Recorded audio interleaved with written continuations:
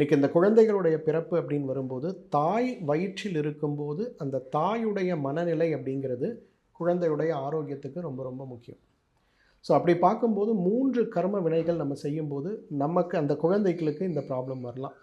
முதலாவது, நம்ம முன் ஜென்மத்தில் பசிக்கின்றவர்களுக்கு சாப்பாடு கொடுக்காமல் இருக்கக்கூடிய ஒரு நேச்சர். அதாவது நம்மக்கிட்ட சாப்பாடு நிறைய இருக்குது, யாரோ கேட்குறாங்க, ஆனால் நம்ம கொடுக்கறது கிடையாது.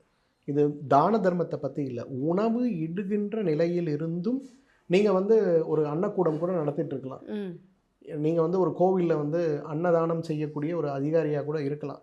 ஆனால் உணவு இருக்குது, ஆனால் ஏன் கொடுக்கணும், நான் இவங்களுக்கு கொடுக்க மாட்டேன் இவங்களுக்கு கொடுக்க மாட்டேன்னு பாரபட்சம் பார்க்குறவங்க அடுத்த ஜென்மத்தில் பிறக்கும்போது சத்தான உணவு சாப்பிட்டாலும் உணவு குடலில் ஒட்ட முடியாத அளவுக்கு மோசமாக இருக்கிறத பார்க்க முடியும். Okay sir. 2வது கர்ம வினை இன்றைக்கி அதாவது இரவு நேரங்களில் கொலை தொழில் செய்கிறது அல்லது களவு செய்யக்கூடியவர்களுடைய அடுத்த ஜென்மம் அப்படிங்கிறது இந்த மாதிரி பலவீனமானதாகவே இருக்கும். நோயோடவே இருப்பாங்க, டெய்லி ஒரு முட்டு வலி, கழுத்து வலி, காய்ச்சல், உடம்புல பலம் இல்லாத நிலையிலே இருப்பாங்க. 3வது பாபம் அப்படிங்கிறது வயிற்றில் குழந்தை இருக்கக்கூடிய பெண்ணுக்கு துரோகம் நினைக்கக்கூடியவர்கள் இந்த ஒரு நிலைக்கு வருவாங்க. ஸோ கருட புராணத்தில் இந்த 3 பிரச்சனை, இந்த 3 பாபங்கள் தெரிந்தோ தெரியாமலோ நாம் செய்யும்போது நம்முடைய அடுத்த ஜென்மத்தில் நாம் மனிதர்களாக பிறக்கிறோம் அப்படின்னா அந்த பிறக்கக்கூடியவர்களுடைய அந்த நோயோடு பிறக்கக்கூடிய ஒரு தன்மையோடு தான் அவங்க இருக்க முடியும்.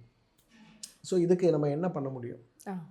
ஸோ இதுக்கு ரொம்ப அழகாக நம்ம பண்ண வேண்டியது எது அப்படின்னு பார்த்தீங்கன்னா, கும்பகோணத்தில் இருக்கக்கூடிய ஆதி கும்பேஸ்வரர் கோவில், அழகான கோவில் சார், மிகப்பெரிய கோவில், ஆதி கோவில்.